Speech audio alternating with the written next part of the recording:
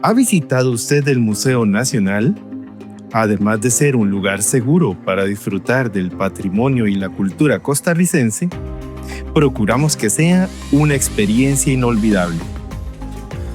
Para lograrlo, hay que pasar por muchos procesos muy importantes, como construir las bases, montar las vitrinas, transportar las piezas que están resguardadas, diseñar las artes gráficas y, por supuesto, la investigación previa. Todos estos están concatenados en función de un objetivo común: lograr una experiencia inolvidable. Le damos la más cordial bienvenida a esta tercera temporada de Museo con Voz, el podcast oficial del Museo Nacional de Costa Rica. En esta temporada haremos un viaje más allá de las exhibiciones. Nos adentraremos en los secretos de la museología, del diseño museográfico y la gestión cultural. Abriremos las puertas de nuestra invaluable biblioteca. Conoceremos las inspiradoras historias de nuestro programa de voluntariado y exploraremos a fondo las iniciativas educativas que conectan el patrimonio con las nuevas generaciones.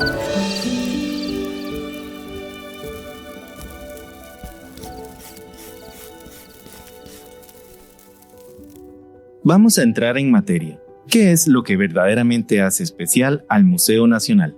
Las historias que contamos. Los colores del diseño.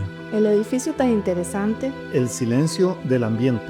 Sin miedo a equivocarme, creo que podría decir que un poco de todo.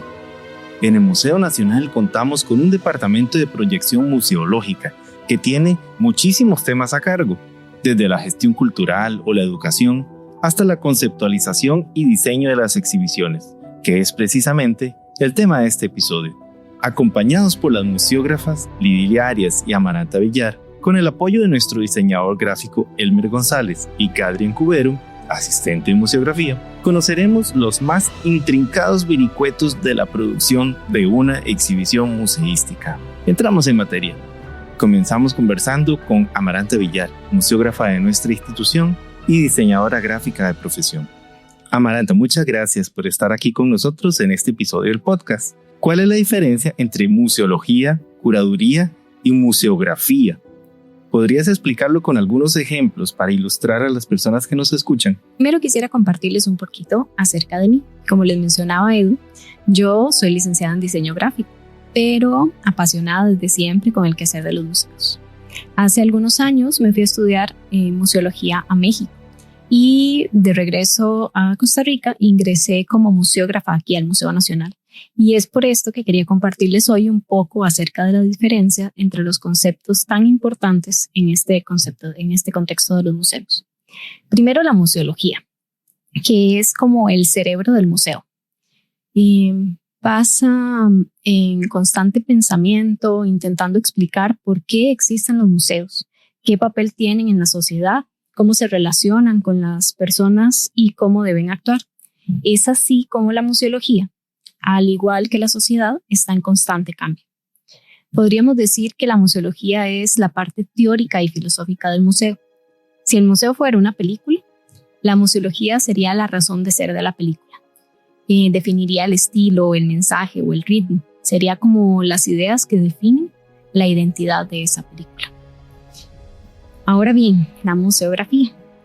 La museografía es como se hace en realidad una exhibición.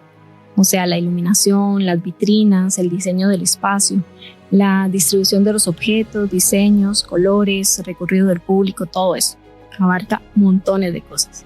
La museografía se encarga de crear lo que el curador imaginó, además de darle un toque especial para que todo se vea bien y además haga sentido para el visitante, sobre todo para los públicos. Siguiendo con el ejemplo de la película, la museografía sería como el equipo de producción y montaje, quienes construyen el set para que la historia cobre vida. Bueno, les decía que la museografía crea lo que el curador imaginó, pero ¿sabemos qué es el curador? Ahí vamos a entrar en la otra palabrilla que nos mencionaba Edu.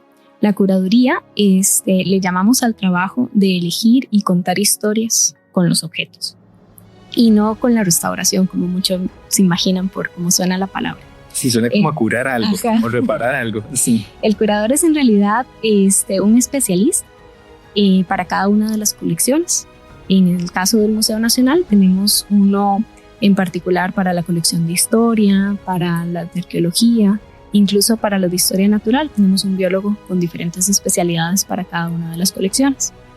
Y el curador es el que decide qué es lo que va a mostrar, por qué es importante o qué historia va a contar a partir de determinado objeto o con qué objetos los va a relacionar entre sí, digamos. Así que finalmente selecciona, investiga y organiza la narrativa de la exposición.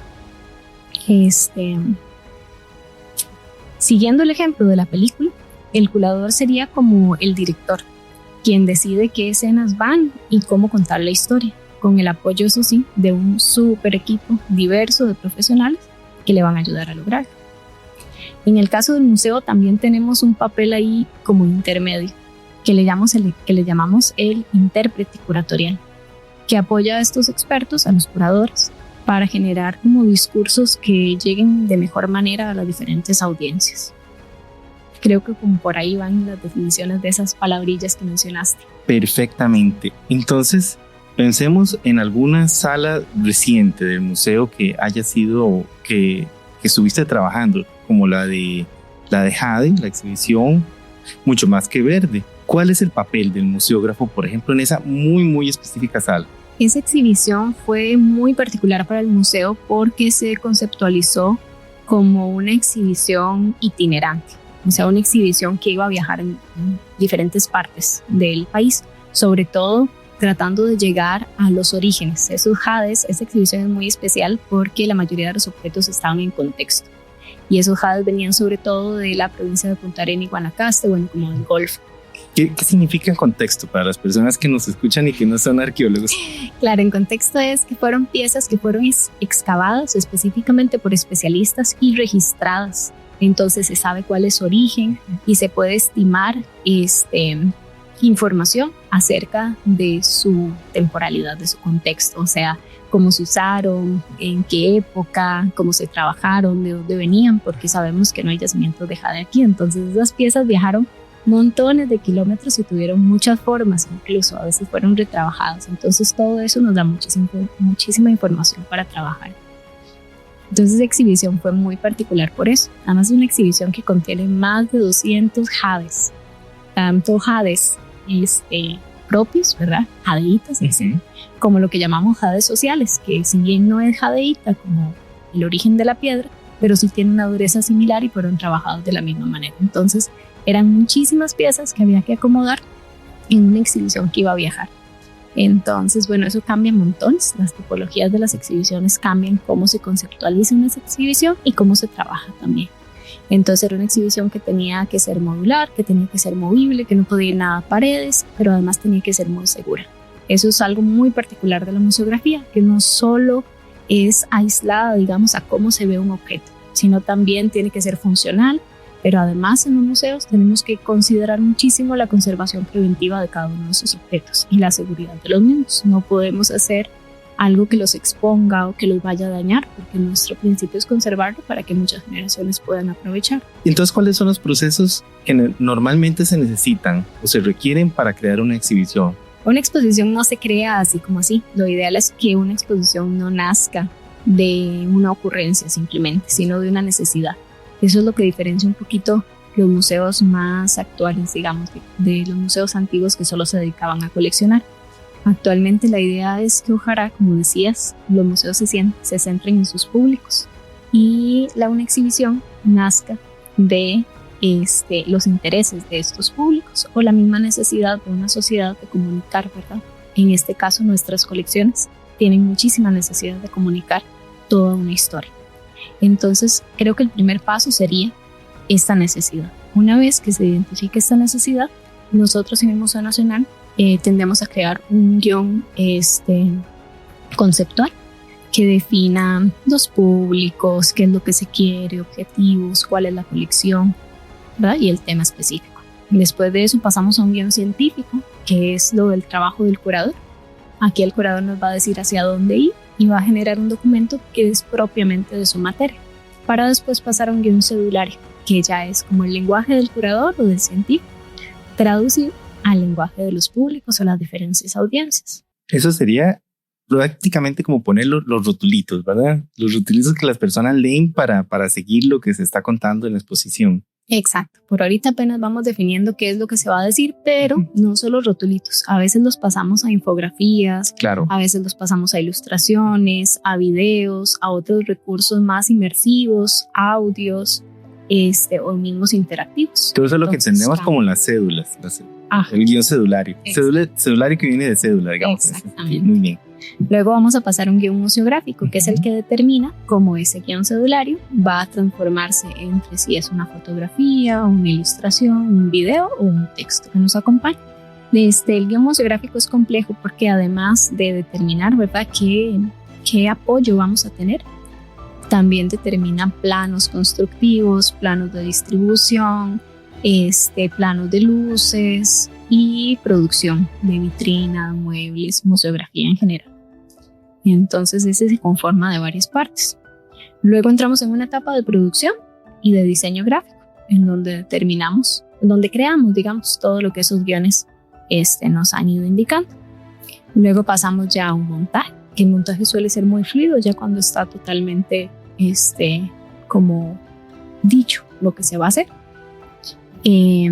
Finalmente una inauguración, que es lo que el público ve, pero hay otros pasos también después. Lo ideal es siempre poder evaluar una exhibición para saber cómo llegamos a esa audiencia, si realmente cumplimos el objetivo, y también documentamos todo este proceso para al final desmontar la exhibición.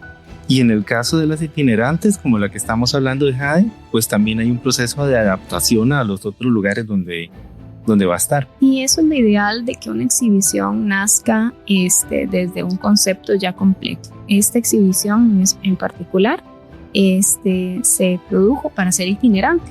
Sí tiene pequeñas, digamos, reproducciones como los identificadores, depende del lugar en donde se coloque, pero la exhibición tiene su propia estructura que viaja a diferentes espacios y está hecha para adaptarse a ellos, digamos. Incluso puede ser recortada o puede ser ampliada.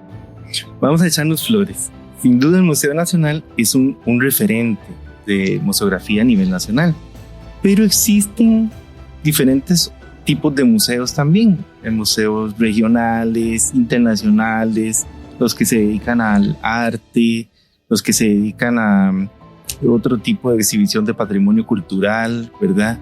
¿Cuál es la diferencia que podemos hacer entre los diferentes tipos de museos y si hay también un proceso distinto en cada uno de ellos? Bueno, de ahí viene mucho la riqueza de la museología en sí, que va como conceptualizando cuál es el camino y el rumbo de cada uno de estos tipos de museos. Cada museo tiene por lo general su objetivo y su fin. Los museos de arte tienen un reto muy grande. Normalmente son exhibiciones que se mueven más.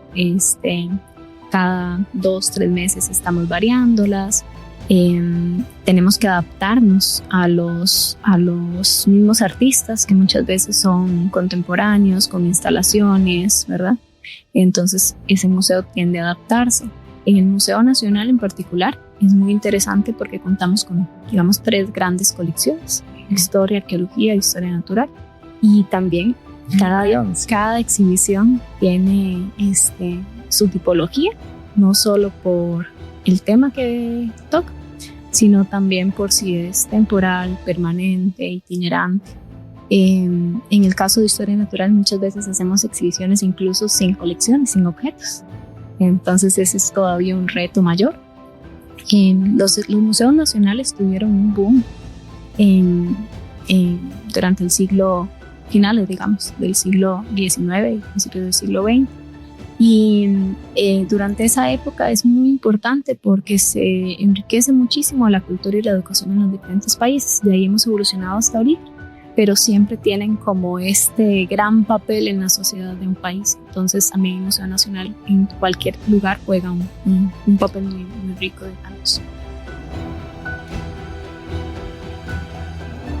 Como objetos tan pequeños que a simple vista o en otro contexto y sin explicación podrían pasar desapercibidos, cómo concentran una enorme riqueza cultural y cómo muestran el pasado e invitan a reflexionar sobre nuestras raíces y de verdad entender nuestros orígenes. El espacio que se crea, la atmósfera, toda esta ambientación que se realiza para darle el aire de museo y de espacio, de apreciación de elementos. Entonces, como la experiencia que se produce al entrar a esas salas amplias, el recorrido que uno puede realizar.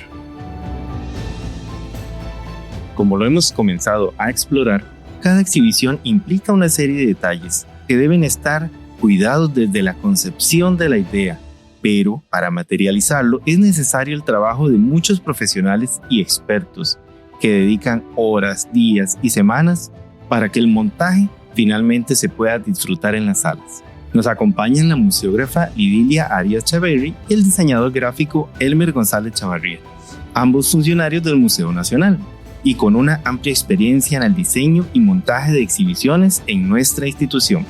Bienvenidos al podcast Museo con Voz. Cuéntenos en su experiencia, ¿cómo se realiza el proceso creativo para el diseño de una exhibición? Y en este sentido también, ¿cuáles son los aspectos imprescindibles en tener en cuenta, ¿verdad?, a la hora de diseñar o conceptualizar esa idea para crear una exhibición en un museo? Lidilia, tal vez empezamos. Sí, en la parte creativa, en todo lo que es arte y diseño, tiene una función primordial, es algo único, porque lo que vamos a hacer siempre es algo nuevo, innovador.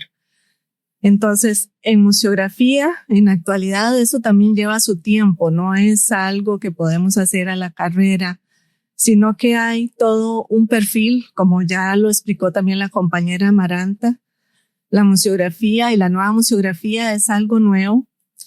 Entonces nosotros partimos siempre de una propuesta. Esa propuesta conlleva un público meta, conlleva un mensaje, un título que sea muy llamativo también para que la gente logre venir, objetivos, y luego uno empieza a partir de ahí a crear un concepto o varios conceptos que se unan para ir resolviendo. Lo que hace el diseño en realidad es resolver un problema siempre, ¿verdad? ¿Cuál es ese problema? En este caso, bueno, que necesitamos hacer una nueva exhibición. Entonces uno empieza casi siempre a bocetear, a tener un montón de ideas, se despiertan a madrugada a veces con ideas nuevas o pensando, mira tal cosa, y va y lo prueba y no siempre es la mejor solución. A veces uno dice, mira qué lindo, me lo imaginé muy lindo, pero en la realidad eso no, en la práctica no. Y eso implica un trabajo en equipo también, ¿verdad? Claro que sí, es decir, sí, yo lo decía como por la parte creativa mía, pero se trabaja también con la parte del curador, que es muy importante también su opinión. El especialista es casi siempre el que guía. Uno tiene que ir, digamos, sobre eso, pero después él tiene que también que acomodarse a otros criterios de diseño. Por ejemplo, el bajar el nivel del texto para que el público pueda tener mejor calidad, digamos, pueda entender mejor lo que uno quiere comunicar. La museografía es una comunicación también, es una forma de enseñarle al público cosas nuevas. En nuestro caso es un museo que tiene varias áreas. Está el área de arqueología, el área de historia nacional e historia natural también.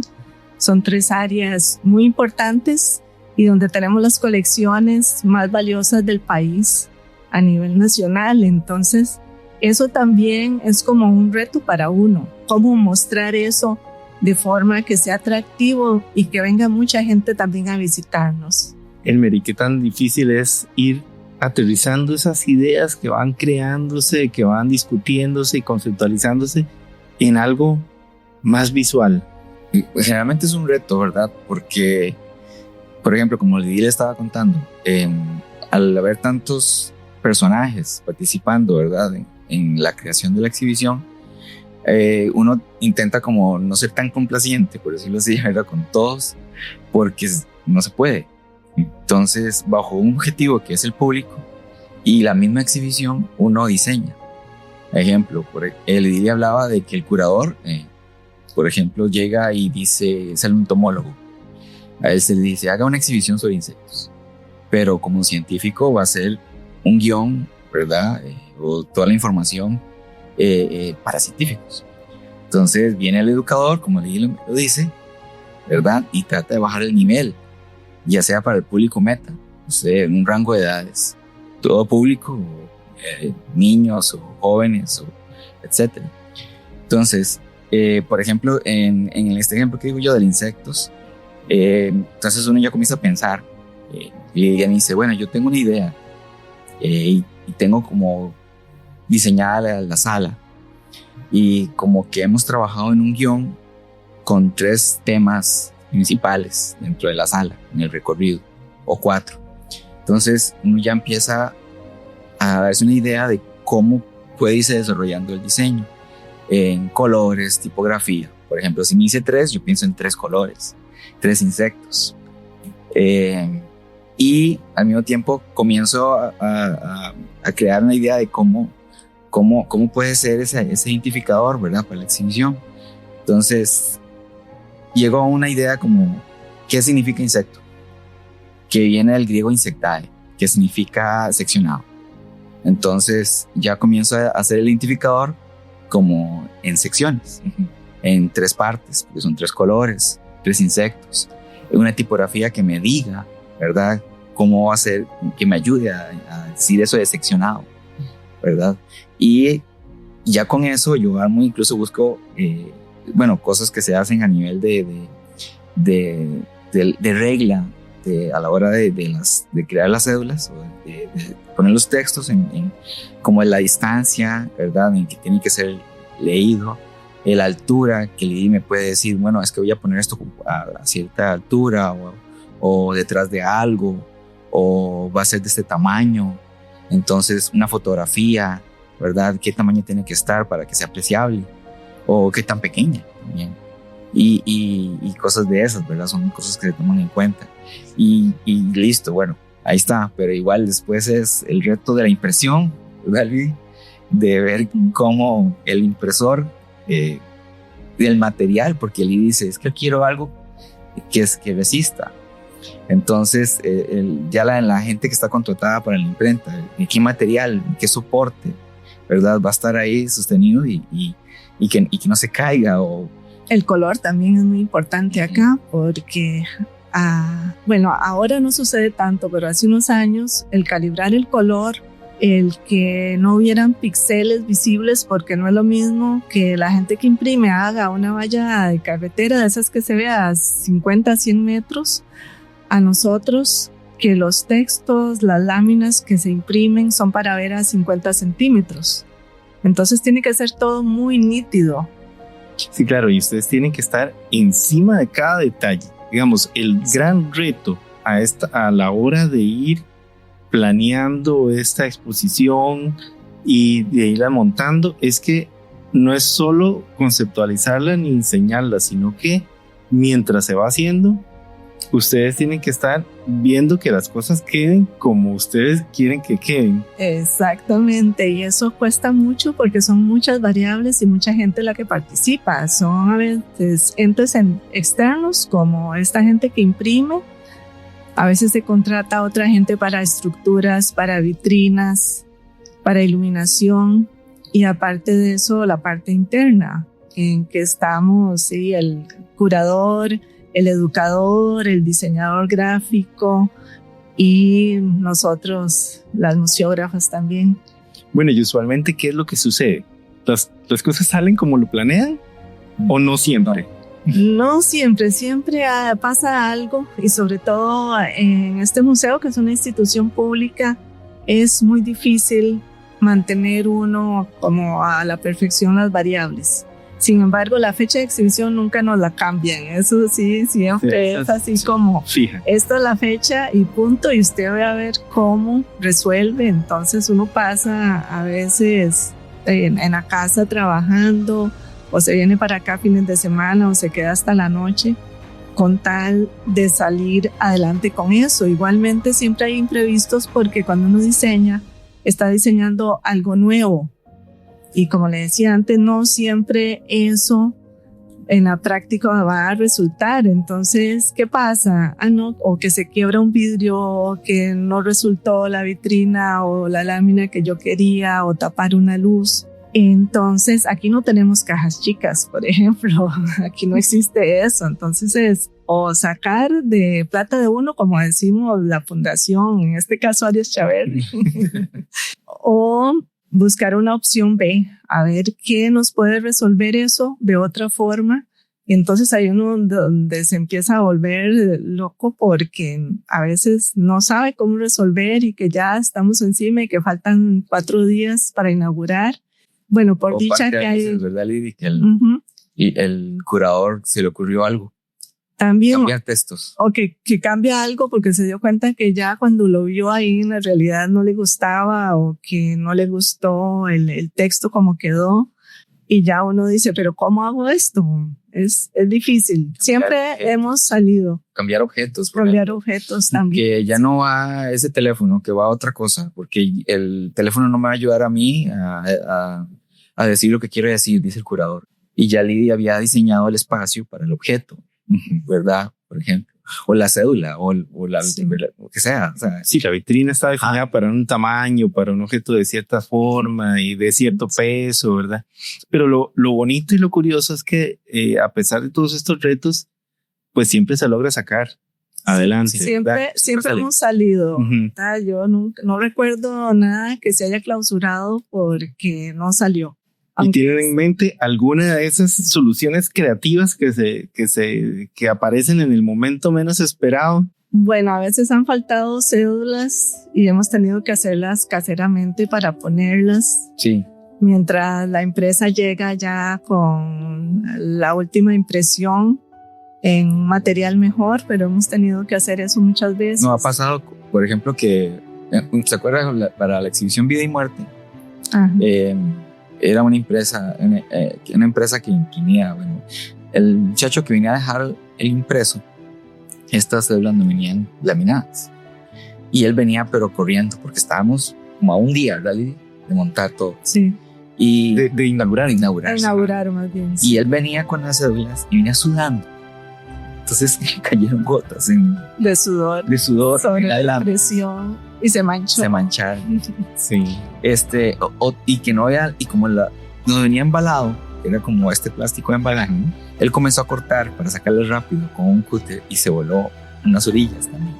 Entonces, esas son cosas que se prevén y uno dice, ok, ¿cómo hacemos? ¿Lo montamos así, Lidia? ¿O mandamos a hacerlas de nuevo, pero ya no van a estar? Entonces son decisiones que tienen que tomarse en la premura, ¿verdad? Sí, en la práctica ya y en el final del tiempo, en los últimos minutos a veces. Y cuando han pasado cosas así, ¿han recibido o han escuchado de comentarios de las personas, o simplemente pienso que el visitante ve y agradece y no necesariamente como que se queja, ¿verdad? Casi nunca se dan cuenta los visitantes. Yo creo que también en las inauguraciones la gente no viene como a leer todo con calma, sino que como hay tanta gente, esa parte es como más disimulada. Entonces ahí a los 2 días, 1, 2, 3 días ya ponemos lo que tenía que ponerse y ya no ha pasado nada. Incluso sucede que a veces uno le pone mucho amor a una exhibición, ¿verdad, Lidia? En diseño, en ¿Cómo todo. cuál? Pues todas. Y a veces uno quiere ver como el usuario, ¿verdad? ¿Qué dice el espectador, el público, verdad? También. Y pasa de largo, o sea, no ve nada. Y uno dice, bueno, qué bonito. Sí. Ahora qué bien hecho que estaba, vio el esfuerzo que le pusimos y todo. Sí, o tal vez cambia uno un texto, lo hace más en forma de historia o de cuento y no, por lo general el visitante nacional casi no lee.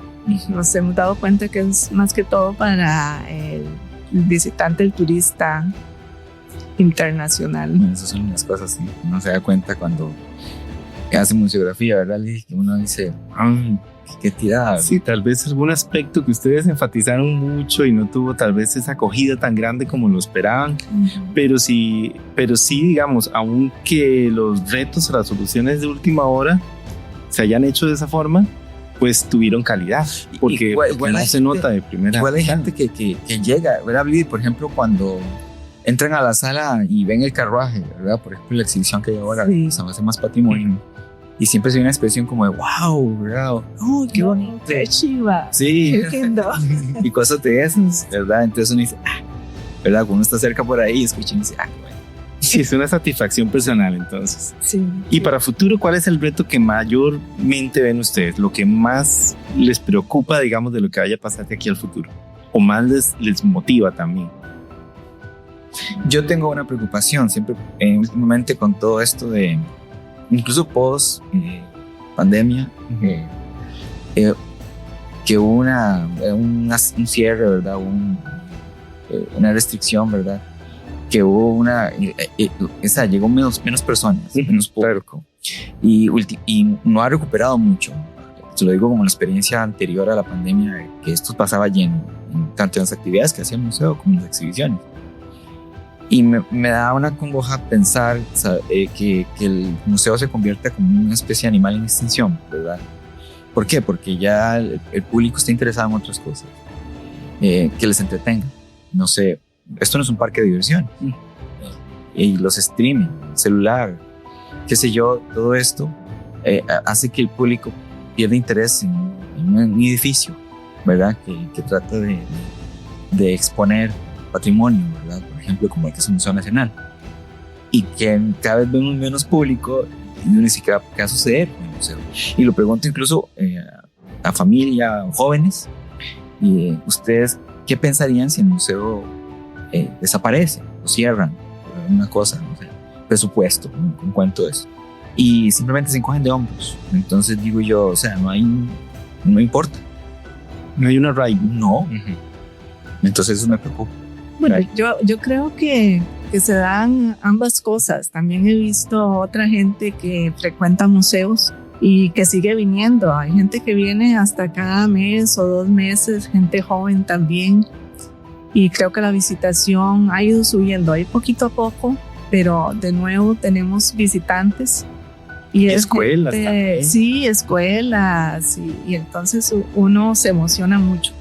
Bueno, yo les iba a contar también una anécdota de una exhibición que hicimos hace ya mucho, como 25 años por lo menos, que fue sobre murciélagos. Y trajimos especímenes vivos al museo. Hicimos así como una cueva, la cueva Batman más o menos. Era la primera vez también que se hacía un diseño gráfico muy como interactivo, muy alusivo, con mucho color.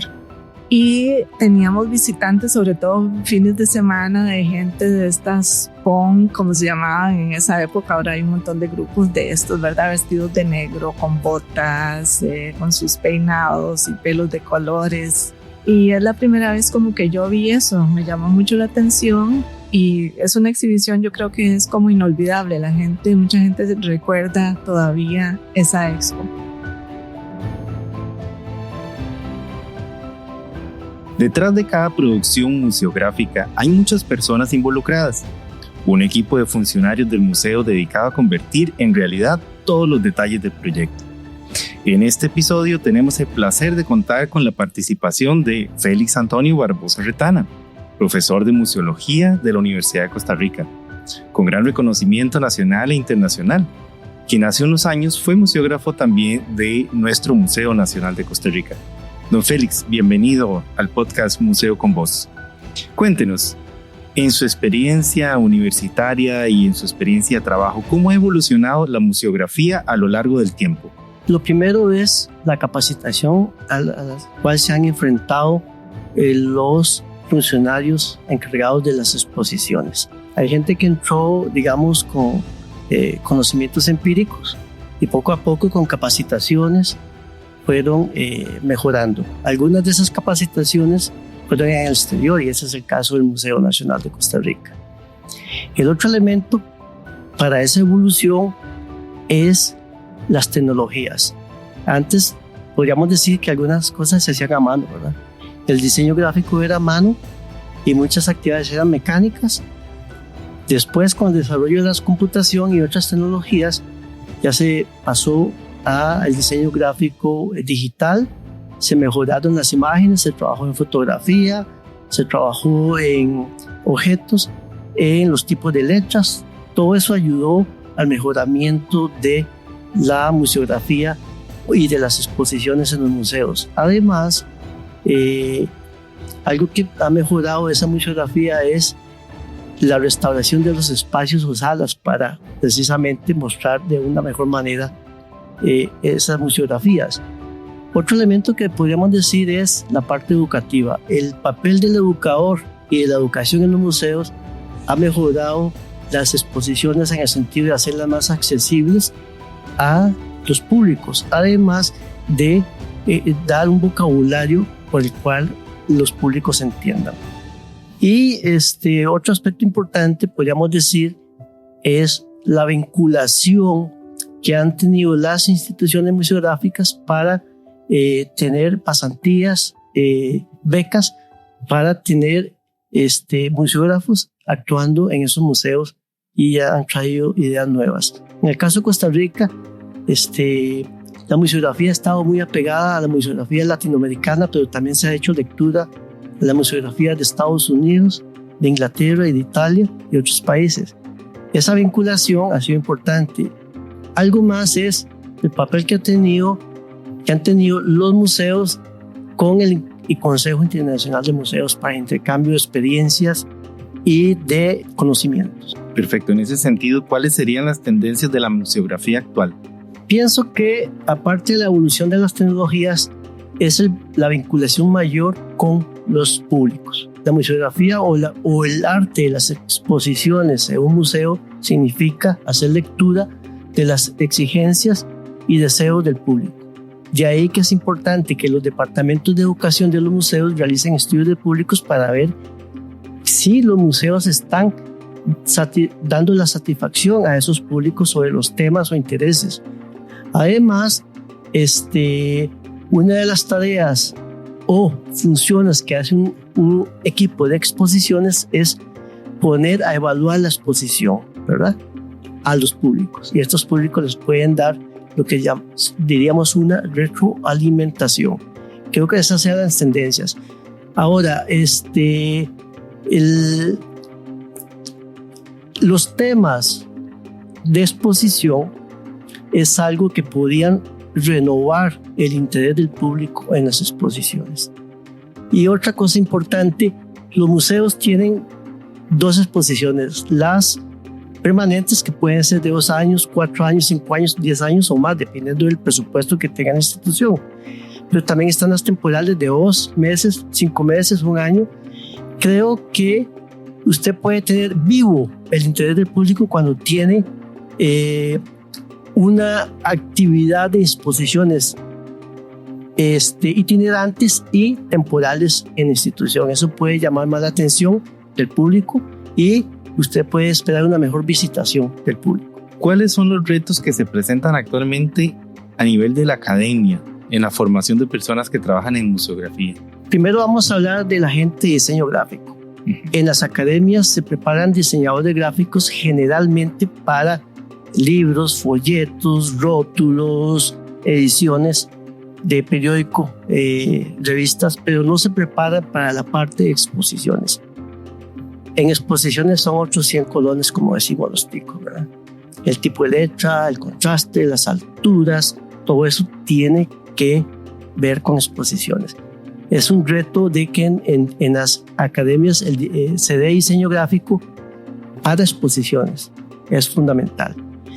La otra cuestión es que sería importante que aquellos que estén dando las cátedras de museografía o museología en las academias tengan un vínculo crucial con las instituciones museográficas, porque pueden perder el contexto y la realidad de lo que necesitan los museos. Y no es igual hablar en teoría que como hablar en práctica. Y como hemos visto, la museología, la museografía es un asunto de teoría y práctica. Usted mejora la práctica con la teoría y viceversa. En ese sentido, las academias deben hacer un recuento, un estudio de las necesidades académicas y profesionales de las instituciones museísticas. Don Félix, ¿alguna exposición que usted recuerde en algún otro museo, digamos, del mundo, o que usted haya estudiado, que haya sido como inspiradora para usted? Podría quitarle la palabra inspiradora y decir impactante. A mí me tocó, no quiero presumir, pero por mi trabajo me tocó que ir a Milán y había una exposición sobre la tortura. Y yo con la malicia del caso la fui a ver y salí con dolores de cuerpo, porque me dolían las partes nobles y me dolía todo lado, porque ahí se veía cómo se hacía la tortura y salí con dolores. Y yo no sé si era el objetivo de la exposición o no. Entonces fue impactante para mí. Y la otra que a mí me llamó mucho la atención es porque yo participé en esa, que era una exposición que se llama la colección más antigua de la Universidad de Costa Rica. Esa se hizo en este museo. Gracias al Museo Nacional se pudo montar esa exposición y me pareció que era una exposición de concepto y de dimensión, porque todo era de dimensión, de tercera dimensión. Me gustó el trabajo, se innovó en el equipo, en términos expositivos, pero se innovó también en lo que llamamos el mobiliario modular. Ese mobiliario que usted puede usar para varias exposiciones, y ahí la importancia de que la gente que esté en el equipo expositivo y de carpintería diseñe muebles modulares para utilizarlos en diversas exposiciones. Eso significa un ahorro. Entonces, para mí fue crucial esa exposición, y el lugar se prestaba. El edificio, la seguridad, el personal y la atención y el amor que le puso la gente del Museo Nacional a esta exposición. Muy bien, yo tuve el privilegio, porque fue un privilegio, de trabajar aquí en el Museo Nacional en la parte de exposiciones. Del 88 al 89 trabajé aquí, y la labor era con un equipo de exposiciones terminar de afinar y montar la exposición La civilización costarricense, que trataba de los 500 años de la evolución de la sociedad costarricense. Esa exposición fue la primera experiencia, fue exhaustiva pero impactante y a la vez de mucha enseñanza. Y me gustó porque todavía estaba el momento de transición entre lo hecho a mano y las computadoras. Todavía estábamos en esa transición. Invitamos a nuestros compañeros Carlos Hernández Arroyo, electricista, y Kadrien Cubero Alfaro, asistente en museografía, que representan a muchas otras personas que trabajan en el montaje de exhibiciones. Carlos, usted tiene muchos años aquí en el museo, es electricista, bueno, ha trabajado en varias labores en el museo, pero su labor, su participación en los montajes va mucho más allá. Sí, tengo muchos años de trabajar aquí en el museo. He pasado por muchas áreas, pero estoy ahora en lo que es servicios generales. Y servicios generales, aunque parece, estamos ahí en el rango donde estamos con todo el mundo. O sea, estamos presentes ante todo el mundo. Me recuerdo una exhibición Vuelo entre luces y sombras, que fue muy bonita en la sala de exhibiciones temporales.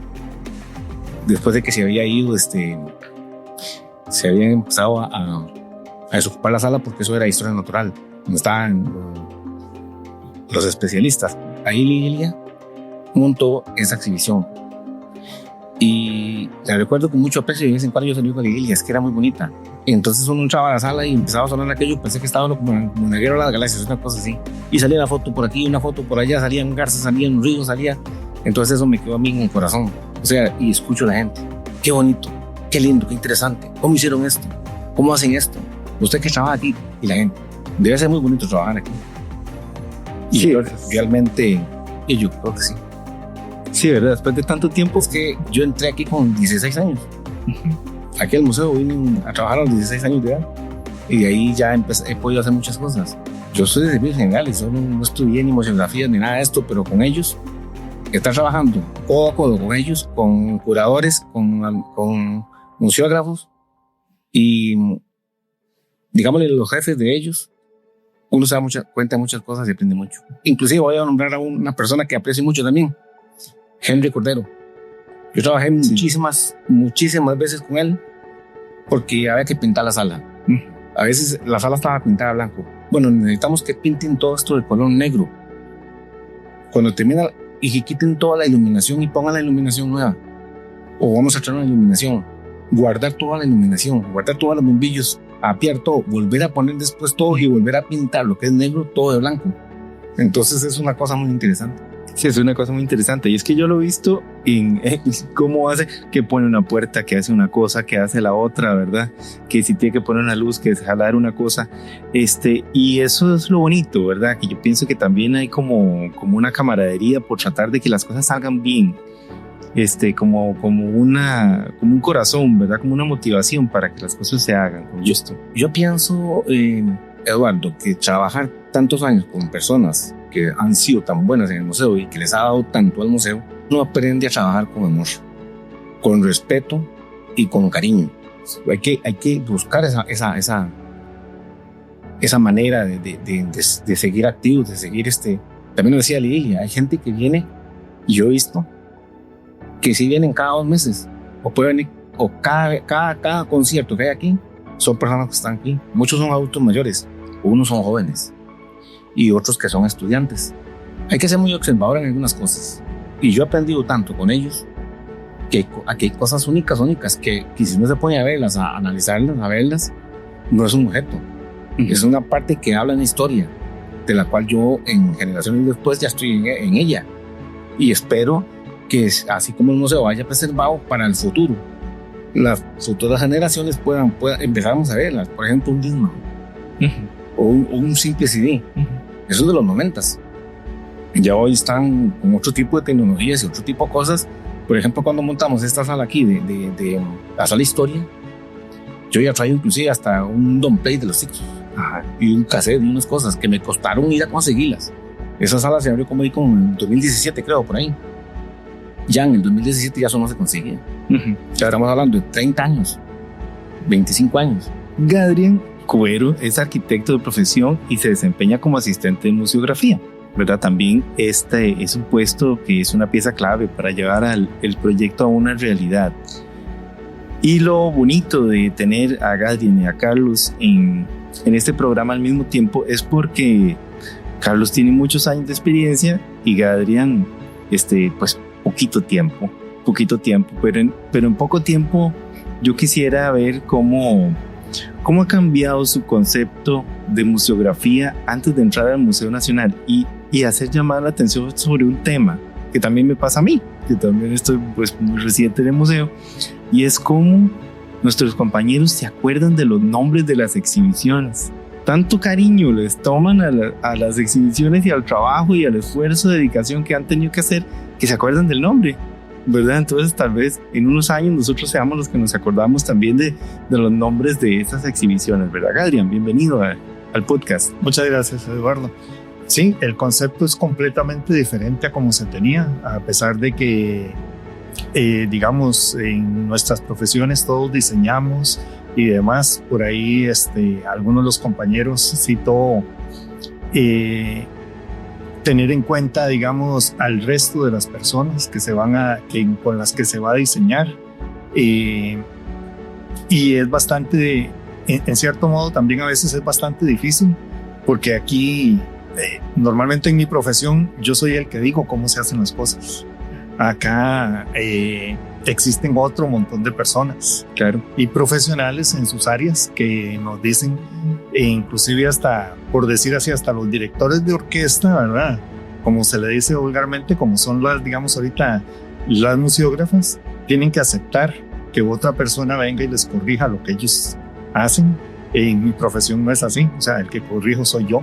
Entonces es bastante a veces difícil poder aceptar, digamos, acoplarse. Por supuesto. Pero digamos, una de las cosas que muchos han citado acá ya es el poder trabajar en equipo, el poder trabajar para un público, el pensar dentro de la arquitectura se maneja mucho lo que es la antropometría.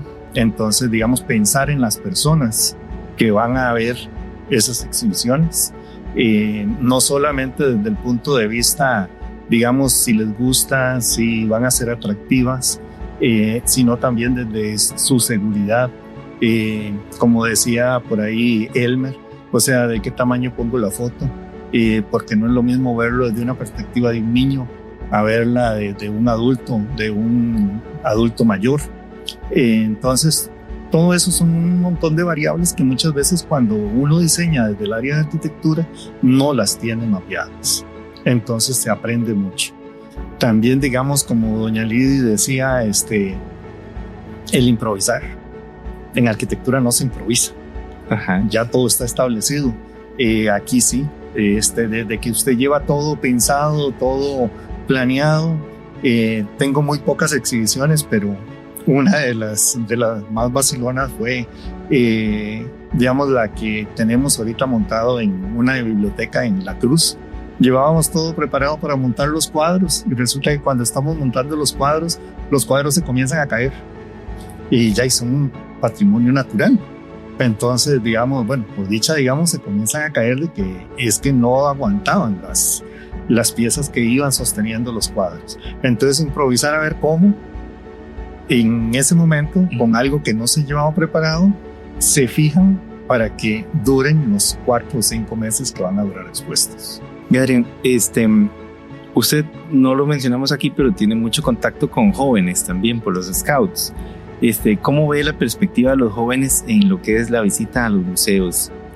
Bueno, ellos son fabulosos, o sea, inclusive una de las áreas que se explota muy poco en el museo, porque la exhibición digamos, y entiendo por qué no es criticando, porque los espacios no se dan, pero que yo les he comentado a los chicos es las colecciones de recursos naturales en el área de ¿cómo se llama? Meteoritos y todo lo que son rocas y todo que es la arqueología, la geología y todo eso. Todos ellos se imaginarían venir a una exhibición donde posiblemente sea todo el edificio, ¿ya? Porque los atrae mucho. Después tengo otro grupo que cuando estaba la exhibición de Jade, o más, ¿cómo se llama? Más verde, que se le llamaba, en las temporales, les pasé fotos. Entonces ellos se imaginan museos como los que muchas veces se ven en las películas, ¿verdad? Y les atrae montones. A veces no hay la posibilidad de traerlos a todos, pero a ellos les emociona mucho ese tipo de exhibiciones. Exhibiciones muy libres, muy limpias, muy bonitas y que los enseñen a conocer no solamente su historia, sino también, digamos, los recursos naturales del país. Perfecto, Carlos. El museo es un proyecto colectivo. Muchos departamentos trabajan, ¿verdad?, por objetivos en común. ¿Cómo se siente formar parte del museo? Yo sinceramente muy agradecido, ¿eh? Muy agradecido. El Museo Nacional de Costa Rica y sus sedes, bueno, vemos el Bellavista, no es solo el edificio, es lo que está dentro.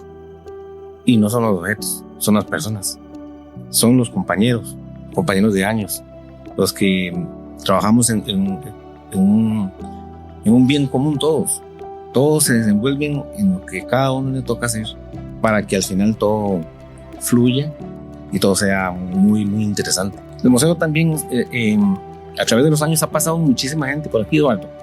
Mucha gente pasa por aquí, por el museo, desde estudiantes, TCU, ya los que se van pensionados, pero trabajar con compañía y adecuarse, o sea, amoldarse a nuevas, a la gente que llega nueva. Yo digo, para estar aquí, tiene que haber amor al museo, tiene que haber un amor propio por el museo.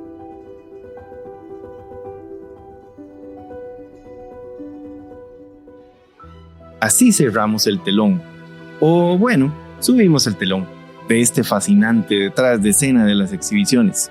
Hemos viajado desde la conceptualización, esa idea brillante que nace a la 1 de la mañana, hasta el último clavo y la solución ingeniosa a la que solo se llega con un poco de café y mucha camaradería. Lo importante ahora es que cada vez que usted visite el Museo Nacional y vea una de nuestras salas, recuerde que las cosas están ahí con una intención muy concreta de hacer que su experiencia y su visita sea algo inolvidable.